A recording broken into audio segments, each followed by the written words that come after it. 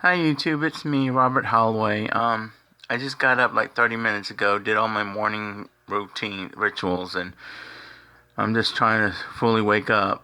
But since I'm in this state, between conscious and subconscious, or what would some would say the psychic ability part of the brain, I want to share a topic. Now, my TV goes off at a certain time, and it's like an alarm clock, and it starts playing YouTube videos, just random YouTube videos. And there's this one YouTube video with I'm sorry, I forgot his name. Neil deGrasse Tyson, this guy right here, and he was talking about education, and he said something that I have been trying to tell everybody since I developed this one system that can help me identify topics based on their subject. And this is going to also include that teaching the intelligent design in school as a science. I really do not agree with that whatsoever, because religion is not science. Beliefs are not science. There is what I call the pillar of wisdom. There is a pillar of wisdom that religion is under, and that is called philosophy. Now, when it comes to science, religion really can't say too much, but under philosophy, yeah, they got everything to say about it. If you want to believe in the spaghetti monsters like atheists, so-called believe in them, or if you want to believe in Hindus about I think it's a turtle, or the Muslims where you get like 72 virgins. Who would want 72 virgins? If I was a pervert, I would not want virgins. This is my philosophy. I would want somebody who knows what the hell they're doing. Thank God I'm gay. But religion is under philosophy. Now, it can also be under art, because you can make artistic things with religion, like crosses, pentacles, hexagons or hexagons. I mean, you can make art with religion, and that's acceptable. Art is like the most right right brain, most accepting um, pillar of wisdom. Now, philosophy, it gives you the options. It is democratic.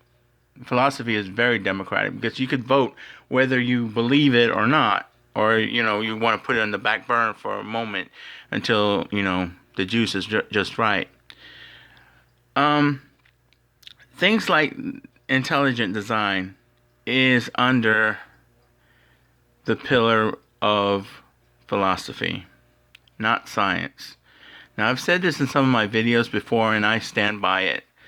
But according to science, experience does not justify evidence. Repetition does qualify for science. I think they have 5 standards in science, like theory or hypotheses, things like that. They have their own system to identify something as science.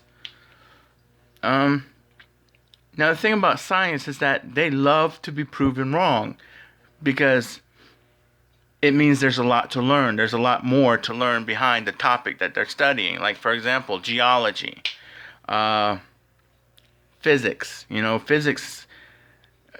Physics have been proven wrong countless times throughout the history of our species. And that's good, because it means that science can evolve, can develop, and it's progress. But science is not democratic. It's a prove it or remove it kind of subject.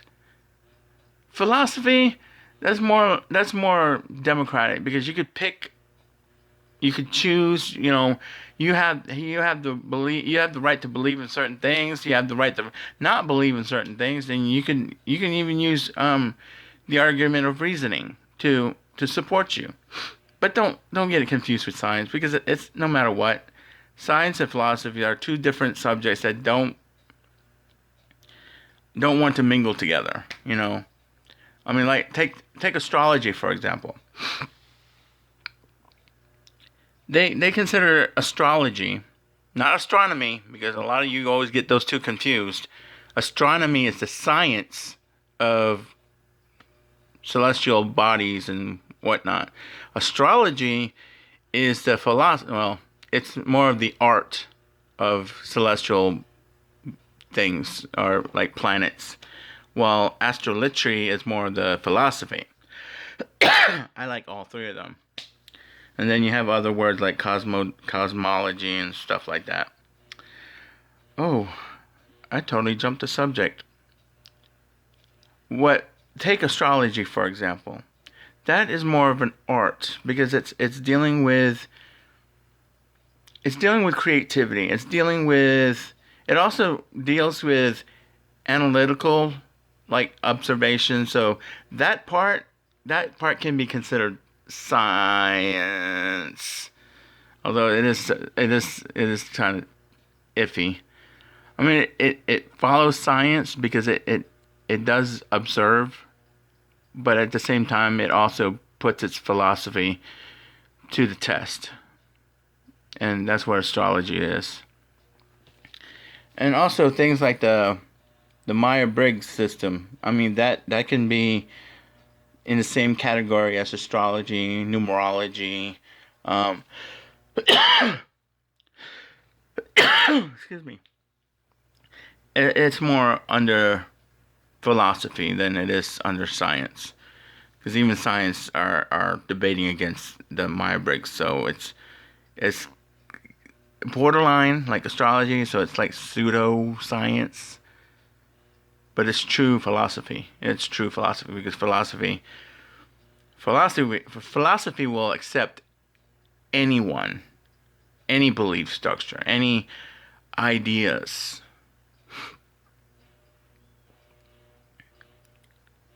And then science kind of mingles and try to prove it.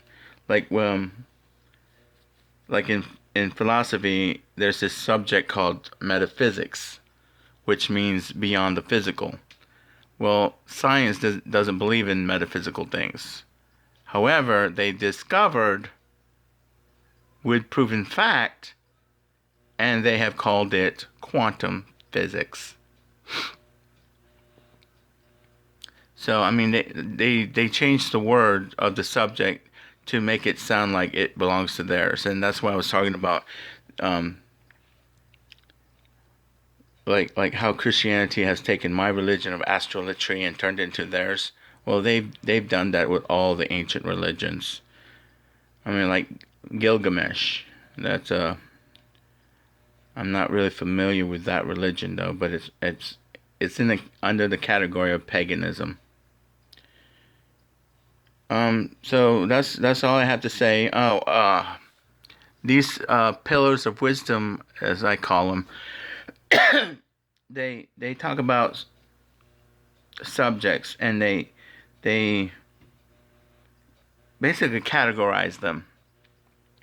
I mean, you have science, you have philosophy, you have art, and you have politics. Now, politics is more like the Valley Girl, I think, because it's dealing with popularity, it's dealing with money. It's earthbound things that doesn't really truly matter to the soul.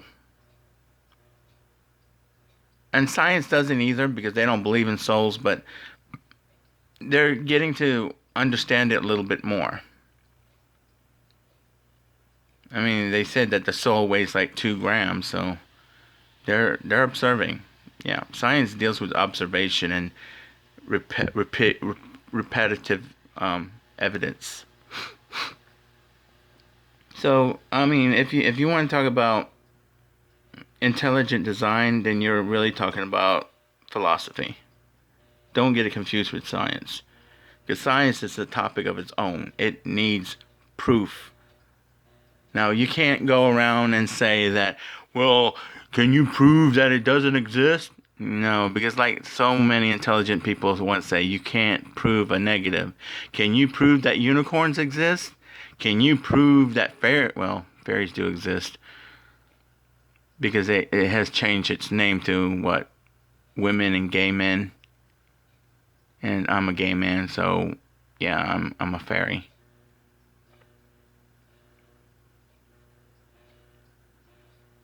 Which is actually a funny story, but I'm gonna leave that out from this video.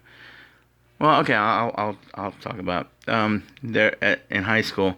There was this guy that called me a fairy, and I just got so fed up one time. I was like, "Motherfucker, call me a fairy again, and I'll make sure. I'll make sure." No, no, no, no, no. Uh, Call me a fairy? No. I said something that's got to do with his tooth. I was like, "Oh yeah." I said, "Yeah, motherfucker, I'm the tooth fairy, and I'm here to collect."